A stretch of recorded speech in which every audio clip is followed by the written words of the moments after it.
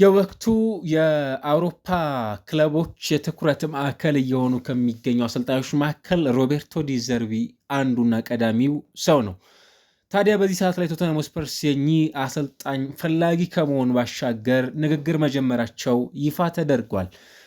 በእንግሊዝ ፕሪሚየር ሊግ ላለመውረድ እየታገሉ ከሚገኙ ክለቦች መካከል አንዱ የሆነው ቶተንሃም ሁለት በጣም ትላልቅ ሰዎች ወደ ክለቡ ሊቀላቅል ስለመሆኑ መረጃዎች በደንብ ታማኒ የሚባሉ የወሬ የመረጃ ምንጮች ይህንን ጠቁመዋል። ከነዛ ውስጥ አንዱ ሮቤርቶ ዲዘርቢ እና ሰባስቲያን ኬል ናቸው። ለዚህ መረጃ ምክንያት የሚሆኑን የማትሎ ፉትቦል ኒውስ ኮረስፖንደንት እንዲሁም ደግሞ ጄሰን ቡርት ናቸው። በተመሳሳይ በዘአትሌቲክ እንዲሁ ደግሞ ዘቴሌግራፍ ላይ ትላልቅ የሚባሉ ጽሁፎችን የሚያስነብቡን ሁለት ጋዜጠኞች ሮቤርቶ ዲዘርቢ እንደሚታወቀው ወደ ቋሚ ቅጥር የቶተንሃም ስፐርስ የአሰልጣኝነትን ሚና የሚረከቡ ሰው ይመስላሉ። ብዙሃኑ የእንግሊዝ ፕሪሚየር ሊግ ክለቦች ይፈልጓቸዋል። እንደምታውቁት ከብራይተን ኤንድ ሆቭ አልቢዮን ስራቸው በኋላ በኦሎምፒክ ደ ማርሴ ረዘም ላሉ ቆይታ ዓመታት የሚቆዩ አሰልጣኝ ይመስሉ ነበረ። ወደዛ የሄዱበት መንገድ ዝውውሮቻቸውን ስናይ በክለብ ውስጥ ደግሞ በትንሹም ቢሆን የፈጠሩት ተጽዕኖ ያንን ሊያደርግ እንደሚችልና በክለብ ውስጥ ለሚቀጥሉት የሆኑ ዓመታት ሊቆዩ እንደሚችሉም ጭምር የሚጠቁሙ ነበሩ። ነገር ግን በእንግሊዝ ላለመውረድ እየታገለ ይገኛል። ቶተንሃም በጣም የሚያስደነግጥ ይመስላል በሊግ ውስጥ እያከናወነው የሚገኘው። በተለይ በዚህኛው ሳምንት በኖቲንጋም ፎረስት ያስተናገደው ሽንፈት ክለቡን አሁንም ላለመውረድ በሚደረጉ ጥረቶች ላይ የእንግሊዝ ፕሪሚየር ሊግ ፉክክር ላይ ይገኛል ተብሎ ኤክስፔክት የሚደረገው ቡድን በጣም በሚያስደነግጥ መልኩ በዚህ ሰዓት ላይ 17ኛ ደረጃ ላይ ይገኛል። 30 ነጥቦችን ብቻ ሰብስበዋል። በጣም የሚያስገርመው ከዌስትሃም ዩናይትድ ሌላው የመውረድ እድል ካላቸው ክለቦች መካከል አንዱ ከሆነው ጋር የአንድ ነጥብ ብቻ ልዩነት ያለው ቶተንሃም ስፐርስን ነው በእንግሊዝ ፕሪሚየር ሊግ እየተመለከት ነው የምንገኘው። ሮቤርቶ ዲዘርቢ በእንግሊዝ ፕሪሚየር ሊግ የቶተንሃም አሰልጣኝ እንዲሆኑ አንድ ሪኳየርመንት አላቸው። እሱ ምንድን ነው? ቶተንሃም ስፐርስ በእንግሊዝ ፕሪሚየር ሊግ መቆየቱ ግዴታ ነው። ምንም አይነት ኤክስኪውዝ የሚሰጡት አይደለም። ከሜቢ ወደ ሻምፒዮንሺፕ የሚወርድ ከሆነ ከዛ ወደ እንግሊዝ ፕሪሚየር ሊግ ማምጣት የሚፈልጉ አሰልጣኝ አይደሉም እና ደግሞ በኖቲንጋም ፎረስት በሜዳው በደጋፊው ፊት 3-0 በሆነ ውጤት ነበረ ሽንፈትን ክለቡ ሲያስተናግድ የተመለከት ነው። አሁን ብዙሃኑ የእንግሊዝ ሰዎች ለምሳሌ ወላጅ አባታቸው ማረፉ ተረጋግጧል። ኢጎር ቱዶር የወቅቱ የቶተንሃም ሆትስፐርስ አሰልጣኝ የሆኑት ማለት ነው። ክለቡም ይህንን ይፋ አድርጓል። የ47 ዓመቱ ሰው እና ጥሩ የሚባል ዜና አይደለም ለቶተንሃም ስፐርስ። ነገር ግን አሁን ቀጣዩን የክለቡን ወሳኝ የሚባለውን አሰልጣኝ በመሾም ጉዳይ ላይ በርካታ የቤት ስራዎች የሚጠብቁት ክለብም ጭምር ስለመሆኑ እየተነሳ ነው የሚገኘው በዚህ ሰዓት ላይ ማለት ነው። ዝውውሮች ይነሳሉ። ከዝውውሮች ባሻገር ደግሞ ክለቡን እንደ ክለብ ሪቫይቭ እንዲያደርግ የማድረጉን የቤት ስራ በክለቡ በኩል ትልቅ እንቅስቃሴ የተደረገ ነው የሚገኘው። ያንን ለማድረግ ወሳኙን ምዕራፍ እንዲወጣላቸው በክለቡ በኩል የተደረገ የሚገኘው አሁን ብዙዎች የማያስቡትን ብዙዎች ቶተንሃም ስፐርስ በዚህ ልክ እዚህ ቦታ ላይ ይገኛል ብለው በማያስቡበት ፎርም ላይ እንደመገኘቱ መጠን ክለቡን ወደ ተሻለ ፐርፎርማንስ ማምጣት የሚችሉትን ሮቤርቶ ዲዘርቢን ቶተንሃም ለመሾም ንግግሮችን ጀምረዋል በይፋ ማለት ነው። ቶተንሃም ስፐርስ እኚህን አሰልጣኝ የሚያገኝ ከሆነ በጣም ትልቅ ፎይታን የሚያገኝ ክለብ ነው። በነገራችን ላይ አሁንም በክለቡ የኮቺንግ ኮንቴንደርነት የሚገኙ ሁለት ሰዎች ናቸው ያሉት። አንደኛው የቀድሞ የክለቡ አሰልጣኝ የነበሩት ቶማስ ቱኸል አሰልጣኝ ማውሪሲዮ ፖቼቲኖ ሲሆኑ ሁለተኛው ደግሞ ሮቤርቶ ዲዘርቢ ናቸው። ስለዚህ ሁለቱ ሰዎች ትልቁን ቦታ ይወስዳሉ። ግን የሮቤርቶ ዲዘርቢ ይበልጥ ሚዛን የሚደፋው ጉዳይ ነው። ኢንትሪም ኮች የሆኑት ኢጎር ቱዶር ግን ነገሮች በሚፈልጉት ልክ እየተጓዘላቸው ስላልሆነ ከክለቡ የመልቀቅ ዕድላቸው እጅግ በጣም ሰፊ ነው።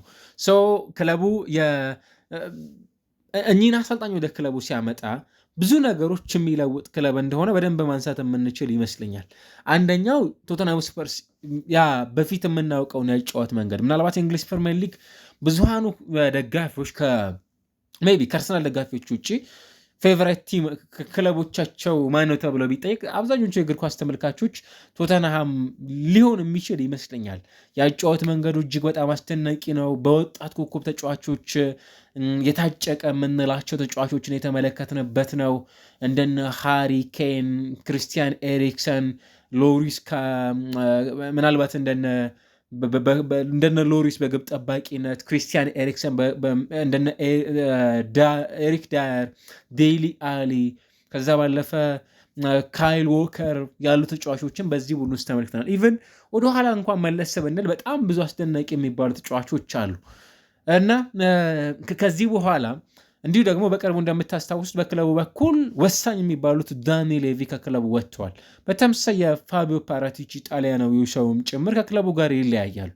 ይሄ ጉዳይ በክለቡ በኩል ሌላም ጭምር ሰው ወደ ክለቡ እንዲመጣ ይጋብዛል። እሱም ማነው? የኬል ነው። በተለይ ከወደ ጀርመን በኩል እየወጡ ያሉ መረጃዎች እንደሚጠቁሙት ከሆነ ማለት ነው በክለቡ በኩል ሌላ ቴክኒካል ዳይሬክተር ወይም የስፖርቲንግ ዳይሬክተር ኃላፊነትን የሚረከቡ ሰው ወደ ክለቡ ለማምጣት ጠንከር ያለ የቤት ስራ የሰራም ጭምር እንደሚገኝ ነው እንግዲህ እየተነገረ የሚገኘው።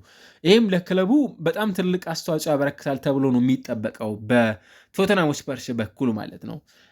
የእነዚህ ሁለት ሰዎች መምጣት በተለይም የሴባስቲያን ኬልም ጭምር ወደ ክለቡ መምጣት በዝውውሮች ጉዳዮች ላይ ከኚህ ሰው ጋር ከሮቤርቶ ዲዘርቢ ጋር የመስራት እድላቸውን በጣም ከፍ ያደርግላቸዋል። በጣም የተሻሉ የሚባሉ ተጫዋቾችን የማምጣት እድል ይኖራቸዋል። ለምሳሌ ከዚህ ቀደም በዶርትሙንድ ሳሳሉ እንደነ ኒኮ ሽሎተር ቤክ፣ ከዛ ባለፈው ሴሪዮ ጊዩሪሳይ፣ እንዲሁ ደግሞ ፌሊክስ ኒሜቻ፣ ካሪም አዴሚ፣ ጆቢ ቤሊንጋም ያሉ ተጫዋቾችን በክለብ ውስጥ ማስፈረም የቻሉ ስፖርቲንግ ዳይሬክተር ናቸው። በጣም ትላልቅ የሚባሉ ስሞችን ነው ማለት ነው ወደ ክለብ ውስጥ አምጥተው የተመለከት ናቸው። በአብዛኛው እንዲሁም የሮቤርቶ ዲዘርቢን የቤት ስራ የሚያቀሉላቸውን ሰው ወደ ዋይተር ትሬን ወደ ቶተንሃም ስፐርስ መምጣታቸው ትልቁን አስተዋጽኦ የሚያበረክትላቸውና የክለቡን ይሄ በአብዛኛውን የቤት ስራ በአሰልጣኙ በኩል የሚጠበቅባቸውን ኃላፊነት በቀላሉ ሊወጡላቸው የሚችሉ አሰልጣኝን ወደ ቡድኑ በማምጣት ደረጃ ላይ የሚወስዱት ኃላፊነት በጣም ቀላል የሚባል አይደለም። ያንን የማየት እድላችንን በጣም የሚያሰፋለን ጉዳይ ሆኖ እናነሰዋለን። ስለዚህ ለቶተንሃም የእነዚህ ተጫዋቾች ወደ ሜዳ መመለስ የሚሰጠው ትርጉም በጣም ቀላል የሚባል እንዳልሆነም ጭምር ልናነሳው የሚገባ ጉዳይ ሆኖ እየተመለከት ነው እንገኛለን እና ሪቫይቭ ማድረግ የሚጠበቅበትን ቶተንሃምን እንመለከታለን። በእንግሊዝ ፕሪሚየር ሊግ እስከ መጨረሻ ድረስ የሚኖረው ፉክክር በጣም ቀላል የሚባል እንዳልሆነ ደግሞ መዘንጋት ያለብን አይመስለኝም። ቀጣይ ከሰንደርላንድ ጋር እንዲሁ ደግሞ ከብራይተን ጋር ጨዋታቸውን ያከናውናሉ። ወልቭስ፣ አስቶን ቪላ፣ ሊድስ ዩናይትድ፣ ቼልሲ፣ ኤቨርተን ያሉ ክለቦችን ያከናውናል። ምናልባት ይሄ ወቅታዊ ፐርፎርማንስን ከተመለከትን ሁሉም ክለቦች እውነት ለመናገር ለቶተንሃም ይከብዱታል። ሁሉም ክለቦች በጣም በሚያስደነግጥ መልኩ። ነገር ግን በጣም በአመዛኙ የደርቢ ጨዋታ በስታንፎርድ ብሪጅ ከቼልሲ ጋር ያከናውናል። ከዛ በአውሮፓ ሻምፒዮንስ ሊግ ለፉክክር እየተፋለመ የሚገኘው አስቶን ቪላ ሌላው የሚጠበቀው ቡድን ነው። ከዚህ ባሻገር ደግሞ ብራይተን ኤንድ ሆቭ አልቢዮንን ያስተናግዳል።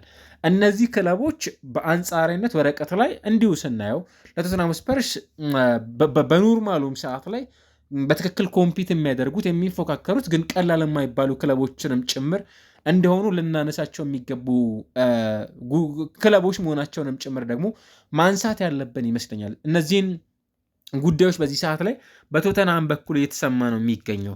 የሮቤርቶ ዲዘርቢ ጉዳይ ግን በጣም ትልቅ ትኩረት የሚስብ ይመስለኛል።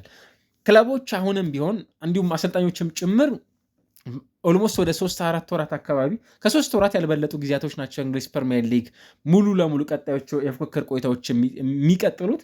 በእነዚህ ቆይታዎች ውስጥ የተጫዋቾች እንዲሁም የአሰልጣኞችን ሹምሽርን እንመለከታለን። በተለይም ክለቦች ወሳኝ የሚባሉ አሰልጣኞችን የሚቀጥለው የውድድር ዓመት ከመጀመሩ በፊት ቀደም ብለው የሚወስኗቸው የዝውውር ጉዳዮች ላይ የክለቦቻቸውን አሰልጣኞች በማወቅም ጉዳይ ላይ ጠንከር ብለው ሊሰሩት የሚገባ ጉዳይ እንደሆነም ጭምር የሚነሳ ነው እና አሰልጣኝ ሮቤርቶ ዲዘርቢ በቀጣይ በእንግሊዝ ፕሪሚየር ሊግ ስናያቸው ቶተንሃም ስፐርስ ቀጣዩ ማረፊያቸው የመሆኑ ጉዳይ ይበልጥ እየተቃረበ እንደመጣና ንግግሮችንም ጭምር ስለመጀመራቸውም ጭምር ተሰምቷል ማለት ነው። ይህ እውን የሚሆነው ቀደም ሲል እንዳነሳውላችሁ ግን ቶተንሃም በእንግሊዝ ፕሪሚየር ሊግ የሚቀጥለው በዚህ ውድድር ዓመት የሚቆይ ከሆነ ብቻ በአሰልጣኝ ሮቤርቶ ዲ ዘርቢ የቶተንሃም አሰልጣኝ የመሆን እድል እንዳላቸውም ጭምር ይጠቁማል። ቶተንሃም በፕሪሚየር ሊጉ ባሳለፍነው የውድድር ዓመትም ጭምር ሲያጠናቅቅ የውድድር ዓመቱ በጣም አስቸጋሪ ሲዝን አሳልፈው እንደነበር ታስታውሳላችሁ። በ2024/25 የውድድር ዓመት እና በእንግሊዝ ፕሪሚየር ሊግ ይወርዳሉ ተብሎም ከሚጠበቁ ክለቦች መካከል አንዱ ነበር። 17ኛ ደረጃ 38 ነጥቦችን ሰብስበው ያ ማለት በእያንዳንዱ ሳምንት ላይ አንዳንድ ነጥቦችን ብቻ ሰብስበው የሚወጣ ቡድን ነበር የሚመስለው። ዘንድሮ ግን ካለፉት 31 የእንግሊዝ ፕሪሚየር ሊግ ሳምንታት በሰባቱ አሸንፎ በ9 አቻ ወጥቶ በ15 ጨዋታዎች ሽንፈትን አስተናግዶ 40 ጎል አስቆጥሮ 50 ጎል ተቆጥሮበት ንጹህ ጎል ሳይኖረው 10 የገበዳዎችን ይዞ በእንግሊዝ ፕሪሚየር ሊግ ከዌስትሃም ከበርንሊ እና ከወልቭስ ብቻ ከፍ ብሎ 17ኛ ደረጃ ላይ ተቀምጧል እና አዲሱን አሰልጣኙ በቀጣይ ጊዜያቶች ውስጥ ይሾማል ተብሎ ይጠበቃል። ሮቤርቶ ዲ ዘርቢ ለዛ ደግሞ ቅርቡ የሆኑት ሰው መሆናቸውም ጭምር መረጃዎች ይጠቁማሉ ማለት ነው።